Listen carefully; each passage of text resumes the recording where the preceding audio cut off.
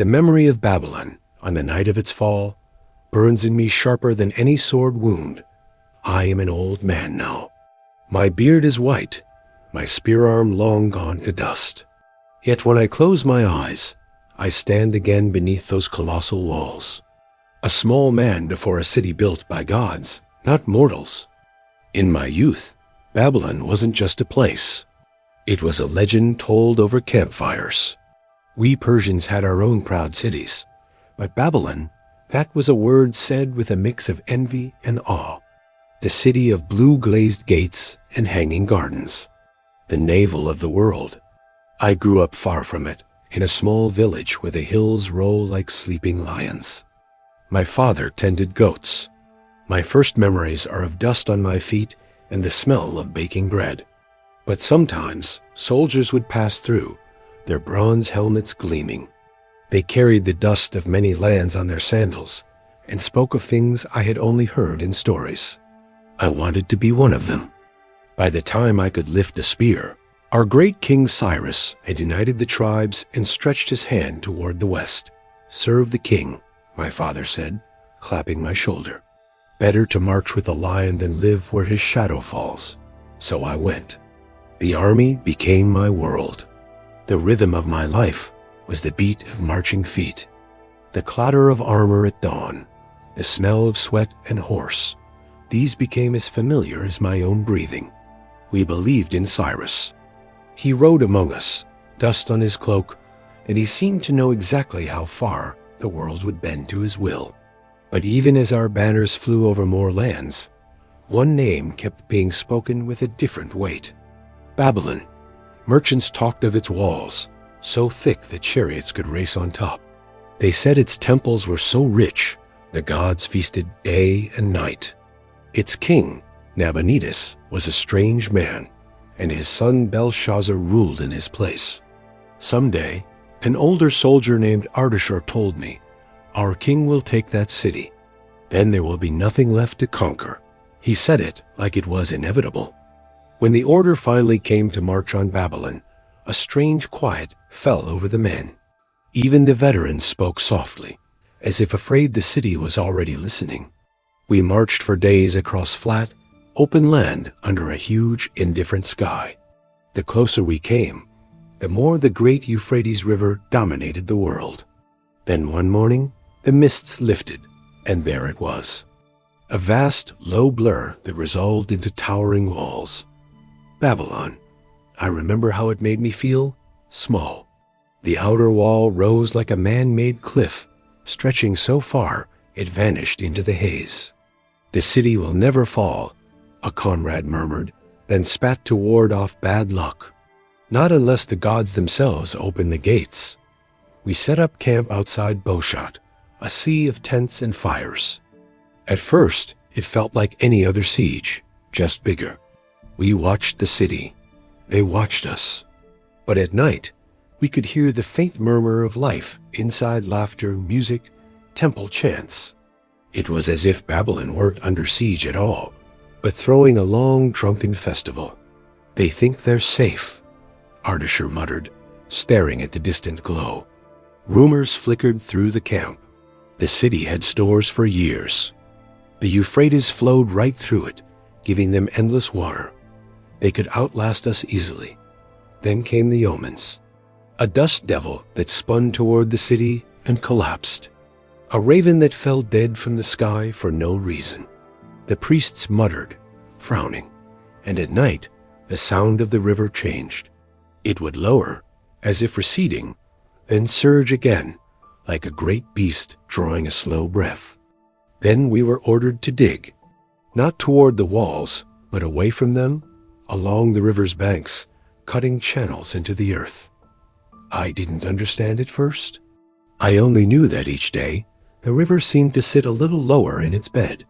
"Cyrus will pull the water out from under them," Ardashir said quietly one afternoon, wiping mud from his beard.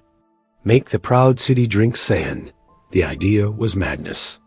To bend a river, who but a king favored by the heavens would even dream of it? Inside Babylon, the festival of their illusions continued. We could hear their music on the wind, a sound that twisted my gut with resentment and dread. They feasted while we sweated. Then, as the nights grew cooler, everything changed. The river dropped lower than I had ever seen it. One evening, I went to its bank to wash. The mud sucked at my sandals. The once broad Euphrates slid past sullenly, exposing stones and sand like bones showing through skin. Out in the current, I could see the dark shape of the city's underwater foundations, never meant to be seen by an enemy's eye. They stuck out like broken teeth. Beside me, Ardashir's lips pressed into a tight line. "So," he murmured, "the gods have bowed their heads after all." That night, the order came. We were to march. Not at dawn, but at dusk. The air in the camp turned electric.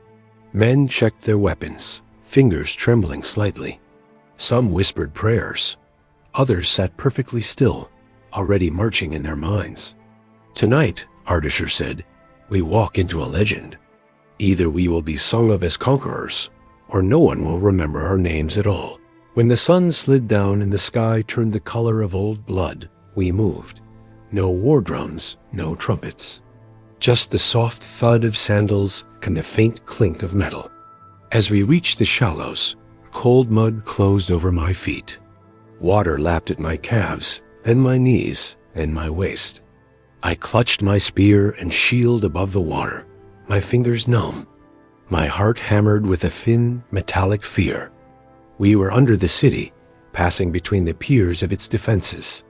Above us, people slept or drank, oblivious to the silent columns of men moving through the half-drained river like ghosts.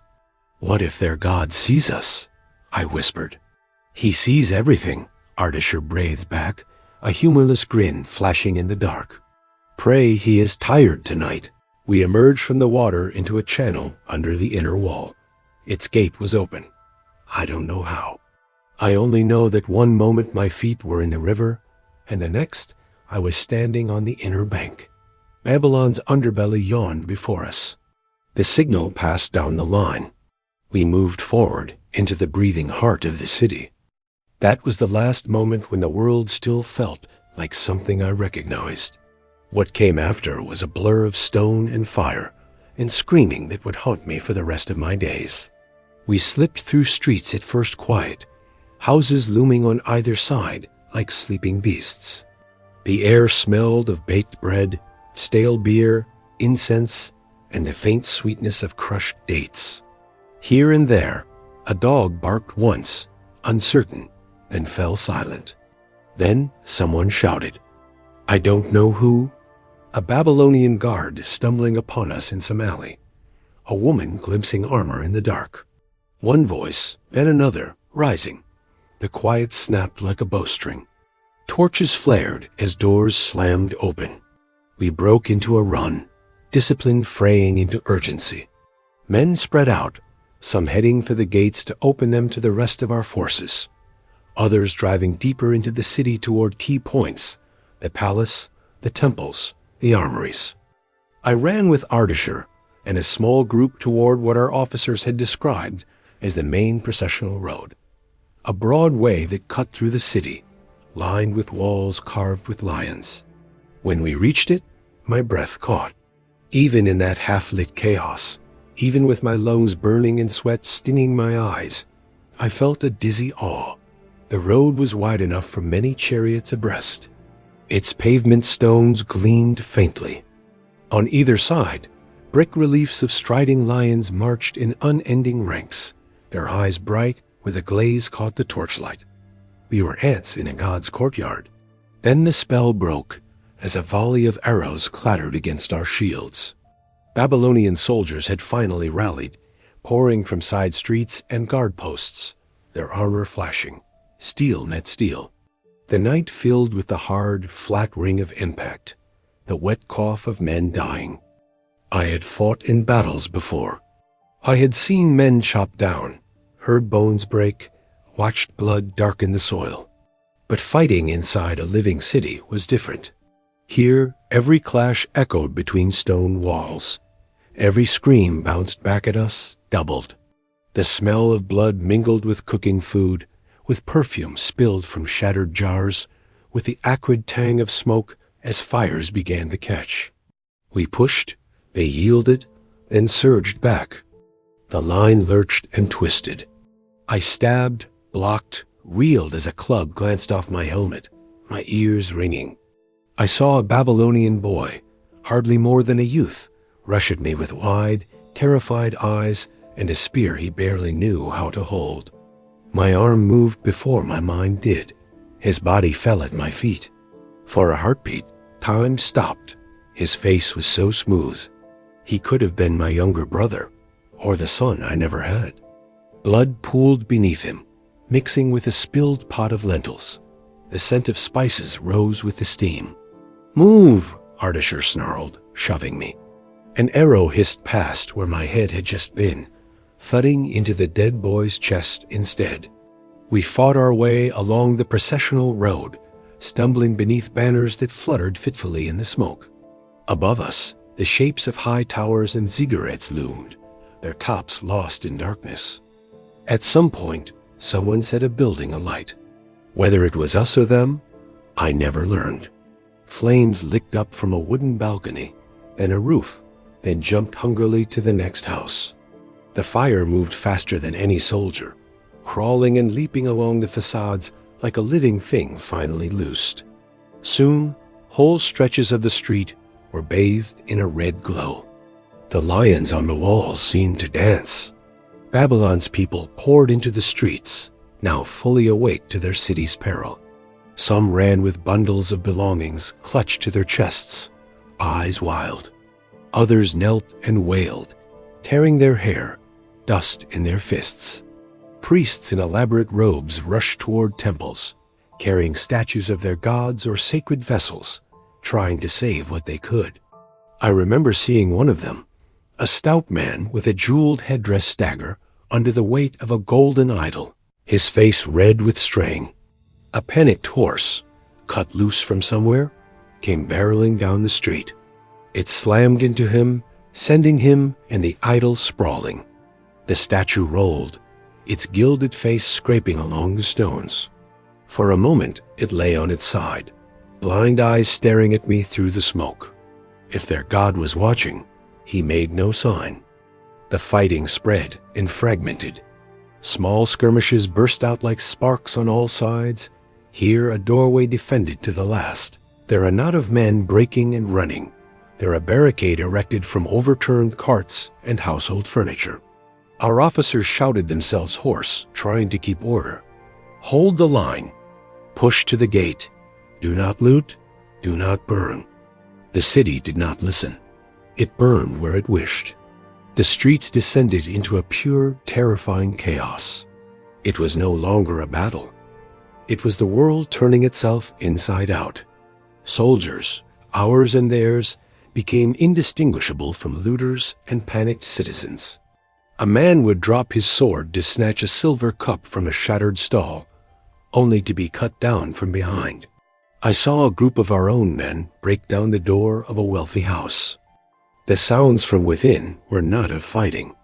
Ardashir grabbed my arm, his face a grim mask in the firelight. "We keep moving," he ordered. "Stick to the plan." But what was the plan? It felt lost, swallowed by the roar of the fire and the screams of the dying. The processional road was now a river of people in flame. Wounded men crawled through the debris, calling for help that would never come. Children cried, lost in the crush, their small voices swallowed by the din. The magnificent lion reliefs were now smeared with soot and blood, their glazed eyes staring blankly at the horror unfolding before them. We finally reached a wider square near one of the city's ziggurats. Our main force, having breached the gates, was pouring in, forming disciplined ranks that began to methodically clear the streets. The initial chaos was slowly being replaced by a more organized and somehow more chilling form of destruction. The city was no longer just burning. It was being systematically dismantled. I stood there for a moment, leaning on my spear, my body aching, my mind numb. The air was thick with the smell of burning cedar, melting tar, and roasted meat, a smell I couldn't place until I realized with a jolt of sickness what it was. The awe I had felt just hours before was gone, replaced by a profound emptiness. We had conquered Babylon. We had broken the greatest city in the world. But standing there, amidst the ruins and the wailing, watching the flames consume centuries of history, I felt no victory. I only saw the face of that boy, his terrified eyes, and the spilled lentils mixing with his blood on the sacred stones of a god's road. And I knew that this image, this moment, would be my true inheritance from this night. This was the prize I would carry with me, long after the gold and glory had turned to dust. Somewhere, deeper in, I heard a roar that was not fire, the sound of a massed crowd reacting as one.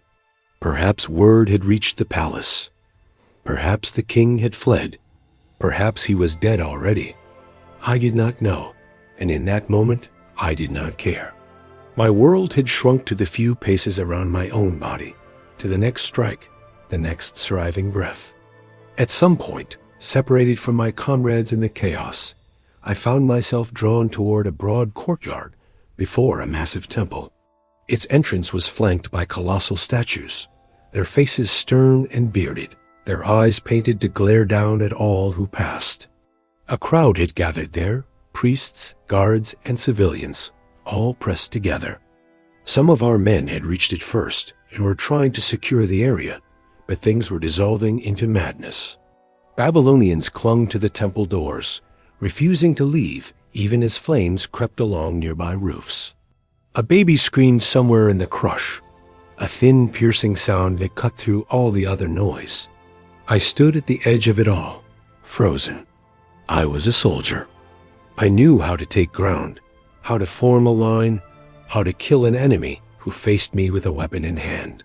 I did not know how to deal with this city's soul in convulsion. A roof beam, blackened and weakened by heat, cracked with a sound like a snapped tree. It came crashing down into the courtyard, sending up a spray of sparks and a gout of thick smoke. People scattered, stumbling, trampling each other in their terror. I saw a woman go down, her hand flung upward, fingers curling and uncurling as feet thudded all around her. I took a step forward, intending to help, but another beam fell. This one was from the temple's outer portico, and it slammed into the stones right between me and the crowd, like the judgment of some unseen god. The impact knocked me backwards. I hit the ground hard, the air driven from my lungs. A wave of heat washed over my face, searing my skin. For a moment, all I could see was a curtain of sparks and smoke. Through it, dimly, I glimpsed figures on the other side, Babylonians, my comrades, all caught in the same choking glare. Some were still moving. Some were not. I tried to rise, but my legs wouldn't obey. It wasn't from injury, but from something colder in animal terror that pinned me down as surely as any physical weight. I should have rushed in, dragged someone clear, done something, anything. Instead, I just lay there, gasping for air, as the fire claimed its due. When at last I staggered to my feet, the courtyard was a different place. The beam, once part of a grand structure, was now a charred barrier. Beyond it, shapes lay tangled and still, lit by the flickers of flame. The temple's great doors were closed, whether by defenders or by the collapsing timbers, I couldn't tell. The idol's stern stone guardians stared on, unblinking, indifferent. In that moment, something inside me cracked. We had come, we told ourselves, as agents of a new order, a better rule. We said the city would be spared, its gods honored, its people protected under Cyrus's mercy. But in the reality of that night, mercy and purpose had drowned in smoke and confusion. I stumbled away, half blind, my ears ringing. Around me, the fall of Babylon roared on. I remember fragments after that, more like flashes of lightning in a storm than a continuous story. I remember a street ankle-deep in broken pottery and spilled grain. I remember seeing a group of our men dragging a Babylonian noble from his doorway, his rings flashing in the firelight, his robe torn, his face a mask of outraged disbelief. I remember a child standing in a doorway clutching a small clay toy, eyes huge and dry as the world burned around him. A taste of ash was on my tongue, gritty between my teeth. By the time the eastern sky began to pale, the city was no longer fighting us. Some quarters still burned fiercely, others just smoldered. The dead lay in heaps and singly, Persian and Babylonian jumbled side by side in alleys and squares. The air was thick with the heavy, sweet-sick smell of blood and charred wood, and other things I do not care to name. We gathered, those of us who still stood, in a wide plaza as the sun's first light slid over the horizon. Our commanders moved among us, taking stock, issuing orders, trying to shape a new reality from the ruins of the old. Someone said the gates had been taken and opened from within hours ago. Someone else said the king's hall had fallen without much of a fight, that the rulers had been too drunk or too surprised to mount a proper defense. Another swore that Cyrus himself had entered the city with hardly a sword drawn, welcomed by priests who were eager for change. Maybe some of that was true. Maybe all of it. History would later speak of the fall of Babylon as almost bloodless, a marvel of strategy and divine favor. But I had walked those streets. I had seen the dark puddles, the broken bodies, the scorched beams. Quietly, I wondered whose truth would endure, that of the scribes, or that of the men who cleaned their blades in the dawn light. As the sun rose higher, its rays struck the upper stones of the city's walls, turning them briefly golden. Smoke curled lazily up into the brightening sky. Somewhere, a dog barked feebly. Somewhere else, a woman began to keen, a long rising wail that seemed to pour all the grief of Babylon into one single heartbreaking sound. I felt empty. We had done it. The unconquerable city had been taken. A great empire had been folded into our own. Our names, we were told, would be linked forever to this victory. Yet as I looked around at the devastation, I felt no thrill, no pride, only a crushing heaviness, as if I were wearing armor made of stone. Why was I still standing when so many others now lay in the dust?